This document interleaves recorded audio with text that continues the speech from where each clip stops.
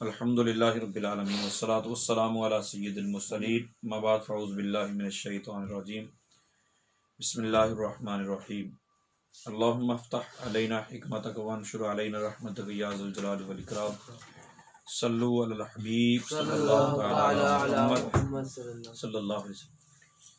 आज हम जिस पे गुफ्तगू करने लगे हैं वो ये है कि पेपरों की तैयारी कैसे की। जी क्या ठीक, किताबें बड़ी बड़ी होती और उनको याद करना ज़रा मुश्किल होता है, तो इस हवाले से ये ज़हन में रखे कि बाज़ औक़ात बंदा जो सवाल चुन लेता है ना कि ये सवाल आएंगे, तो वो नहीं आते। होना क्या चाहिए? फर्स्ट ऑफ ऑल तो किताबें आप ले लें। मिसाल के तौर पे आलमिया साले दुवम जो तालिबात का है, उसमें एक तो किताबुल वही है, बदुल वही, और उसके बाद शायद किताबुल ईमान है ना, किताबुल हिबा और किताबुल मनाकिब, ये तीन है। अब इसके तकरीबन टोटल अगर हिसाब लगाया जाए तो 350 सफ़ात बनते हैं।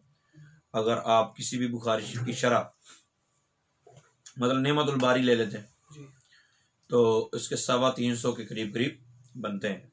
लेकिन जो इसकी बुक है ना, असल आप ये मिसाल देने लगा हूँ, बुक लें और बुक को पढ़ लें, बुक को पढ़ लें और पढ़ तो लेंगे, याद कैसे हो? अब ये मुख्तलिफ तरीके करके हैं।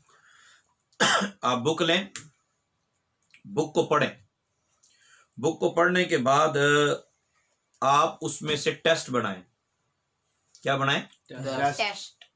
एक होता है कि बंदा ये तैयारी करता है कि मैंने टेस्ट देना है, मैंने टेस्ट देना है।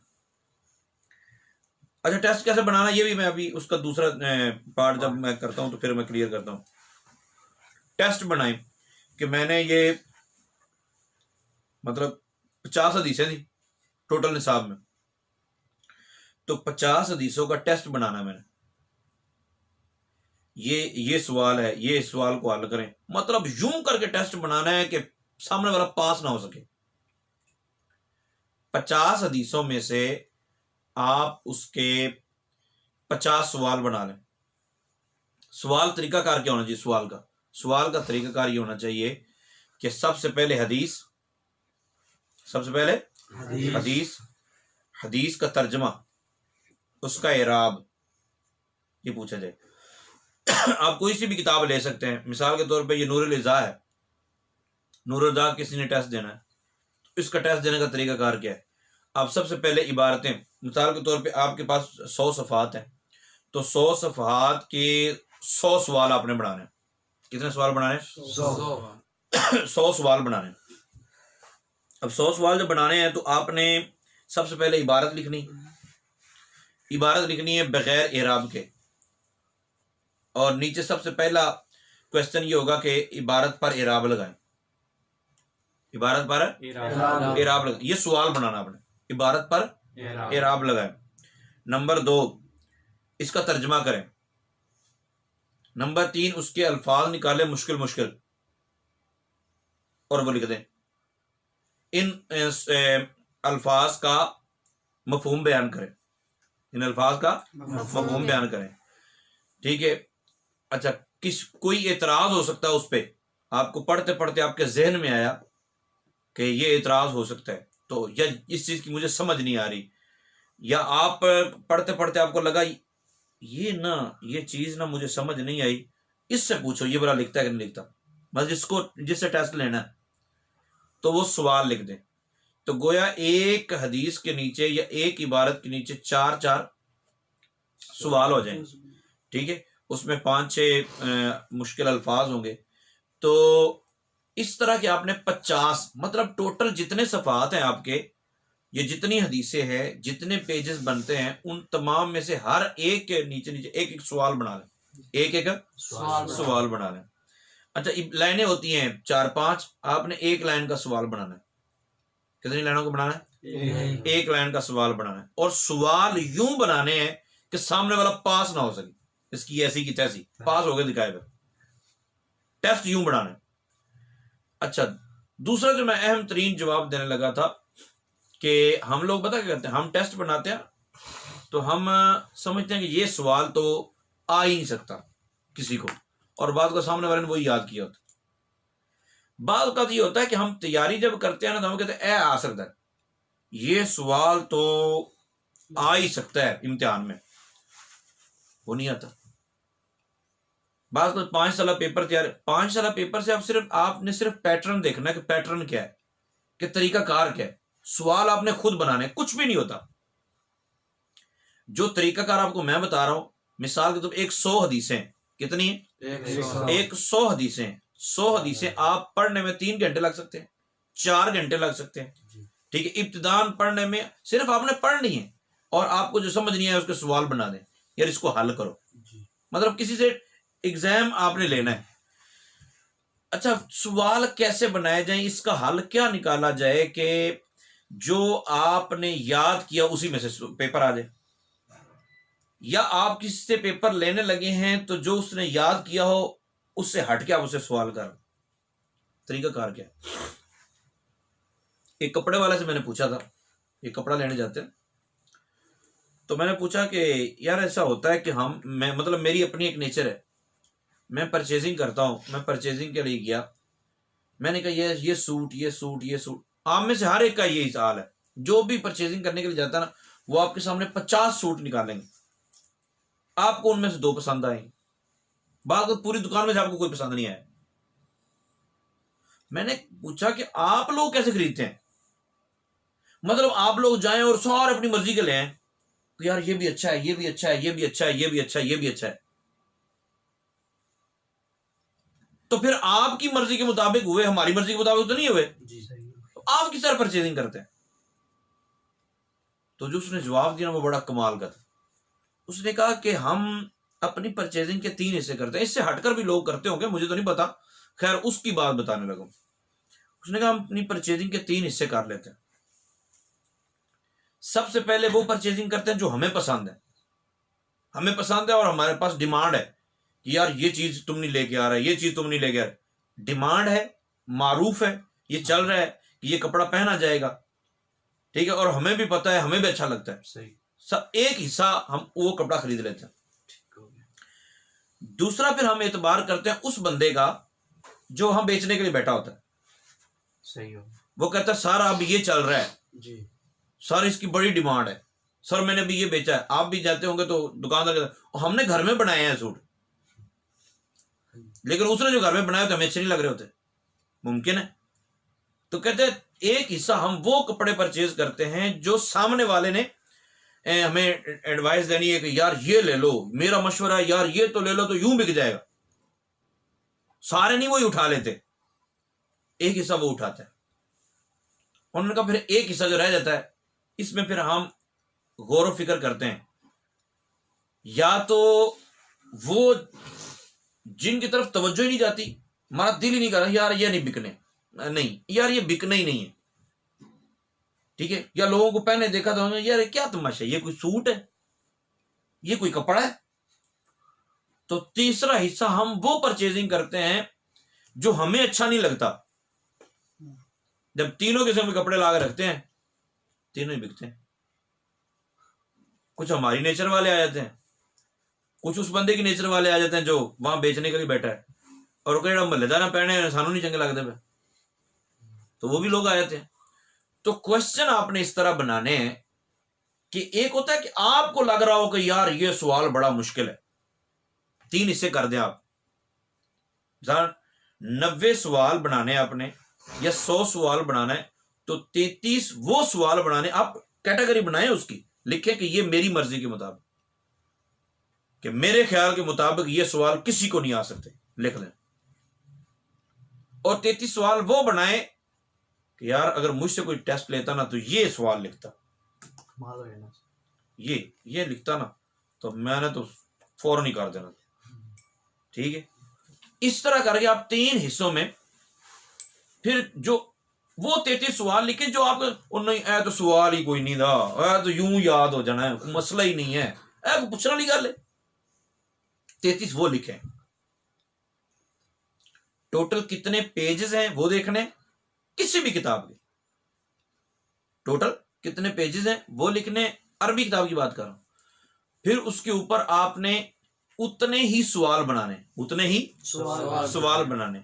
फिर हर सवाल को आपने डिवाइड इस तरह करना है, इसकी तकसीम ऐसे करनी है कि उसको 3 हिस्सों में तकसीम कर देना है। सबसे पहले कि मैं अगर किसी का टेस्ट लेता तो मैं ये सवाल लिखता जिसका किसी को जवाब नहीं आता।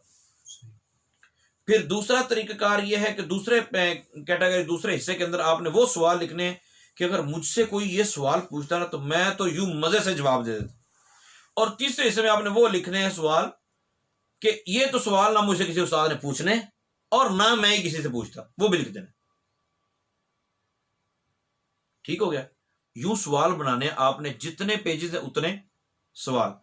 अब ये नाजरीन भी जो हैं, सामईन भी, मैं तमाम को ये गुजारिश करूंगा कि आप आलमिया के पेपर दे रहे हैं, आलमिया पार्ट 2 के, पार्ट 1 के, आप आलिया पार्ट 1 पार्ट 2 के पेपर दे रहे हैं, आप खासा पार्ट 1 पार्ट 2 के पेपर दे रहे हैं, आप आमा पार्ट 1 पार्ट 2 के पेपर दे रहे हैं, कहीं से भी किस तरह, तो इसको आप हवा बना के सर पे सवार ना करें कि पता नहीं क्या होने वाला है।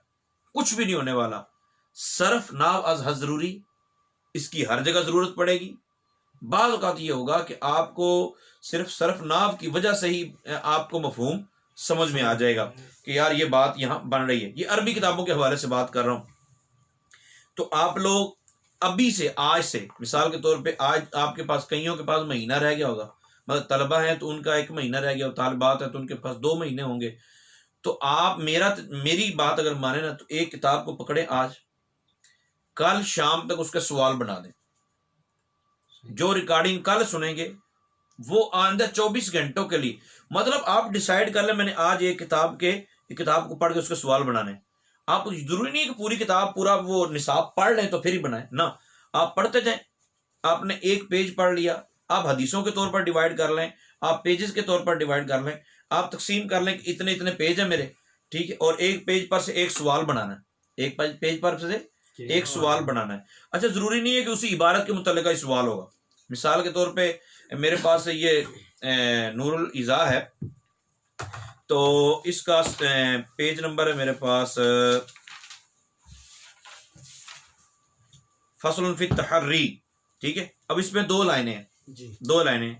आप इबारत लिखें, लविख तलाता अवान अक्सर हुआ ताहिरुन तहर्रा लितवद्दुई व शुर्ब, यहाँ तक लिखें। ये इबारत लिखने के बाद बोले कि इस पर इराब लगाएं, इस पर इराब लगाएं। और फिर आप इस पे दूसरा सवाल ये भी कर सकते हैं कि नूरुल इज़ा की रोशनी में ये बताएं कि बर्तनों में तो तहर्री की जाएगी वुजू के लिए और पीने के लिए, तो अगर कपड़े हों तो फिर तहर्री की सूरत हाल क्या होगी। मतलब बर्तनों में तहर्री करनी है, ठीक है, बर्तन अगर आगे पीछे हो गए हैं तो तहर्री करनी है, पीने के लिए भी और वुजू करने के लिए भी। अच्छा, पीने के लिए सिर्फ मतलब पीने के लिए कब तहर्री करनी है, ठीक है, और कपड़ों के अंदर जब कपड़े आपस में मिक्स हो जाएं तो कब तहर्री करने का हुक्म क्या हो। अब इसमें पूरी आ जाएगी ना सारी। फिर इसमें आप जब लिखेंगे ना कि मुश्किल अल्फाज के मानी लिखें, तो मुश्किल अल्फाज के 2-3 आप लिख लें, ला यतहर्रा, ठीक है।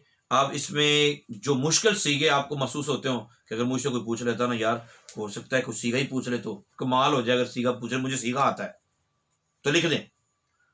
यानी सवाल में ये लिखें चीजें। आप एक दिन में ये सवाल लिखेंगे, एक दिन में क्या लिखेंगे, सवाल लिखेंगे।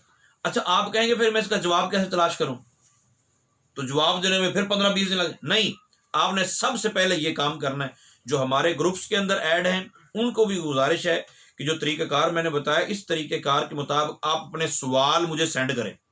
हर एक अपने अपने सवाल बनाए। गोया एग्जाम लेना है, गोया एग्जाम देना है, गोया हम ना ले रहे हैं ना दे रहे हैं, बस जो किसी ने नहीं पूछना था वो सवाल भी आप पूछ दें। इस तरह करके जितने जितने आपके पेजेस बनते हैं, आप सवाल अपने मुझे सेंड करें।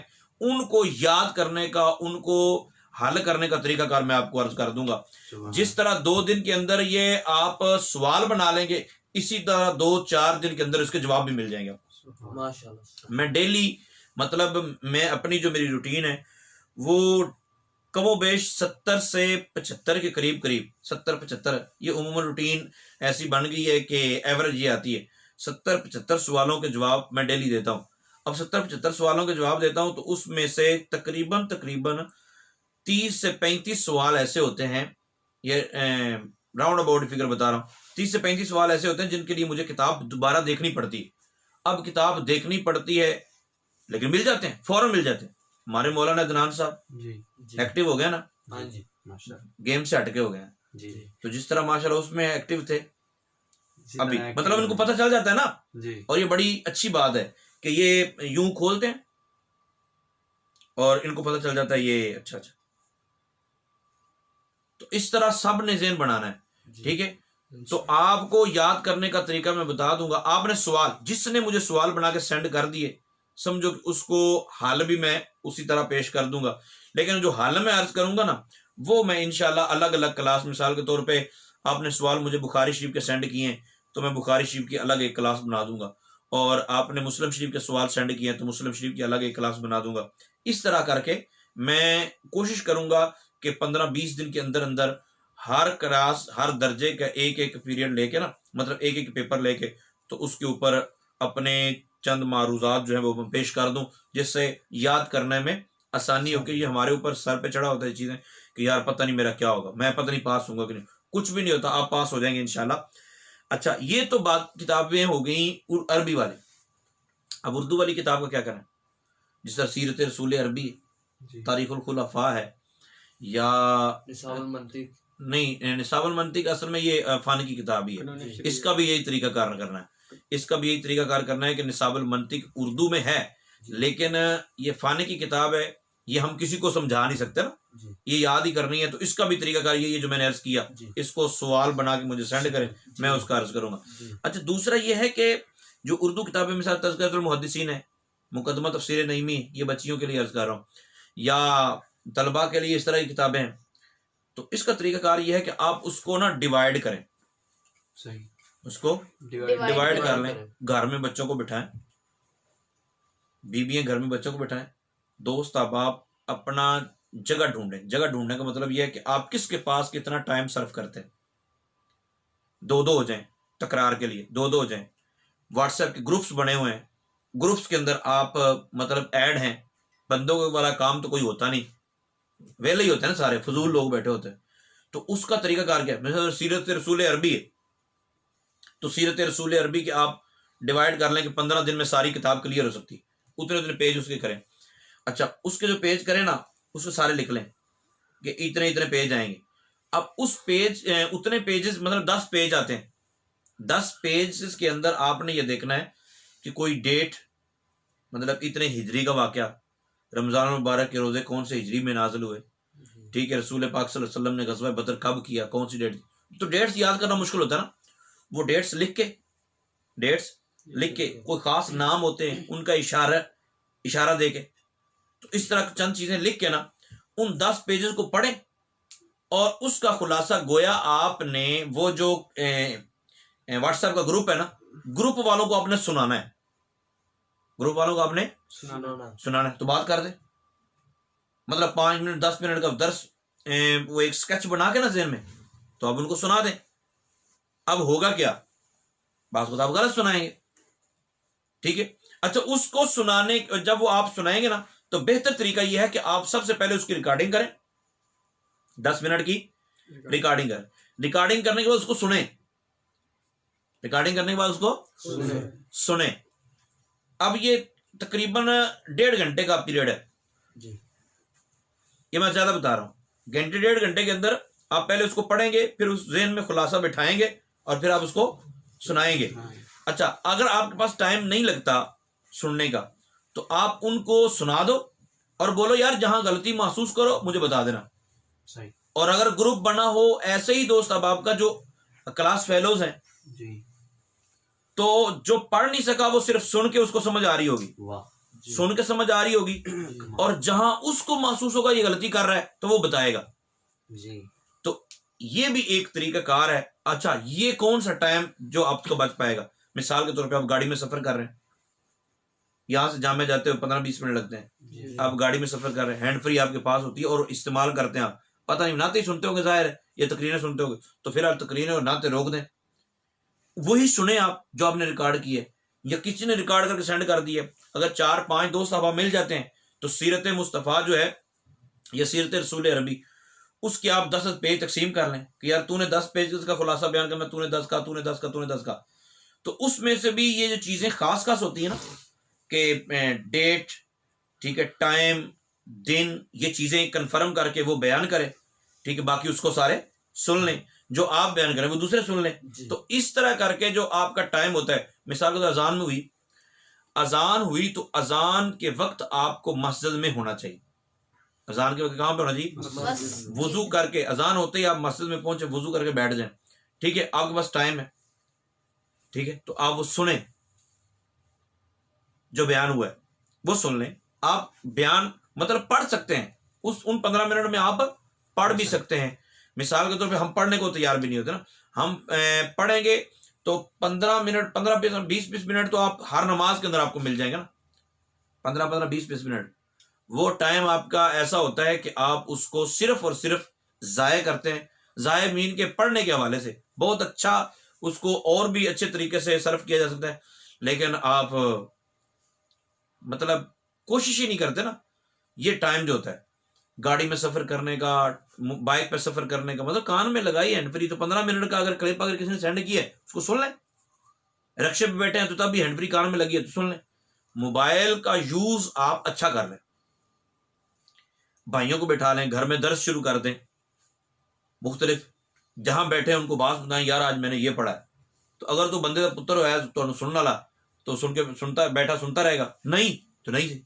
अभी जिक्र राना गुलजार साहब ने खुद पढ़नी थी, माशाअल्लाह, सिरातुल जिनान खुद पढ़नी थी, लेकिन सिर्फ वो खुद नहीं पढ़ रहे, अब 6-7 उनके पास बैठे रहते जी उनकी भी हो रही है और पूरी जिल्द मुकम्मल होगी। माशाअल्लाह।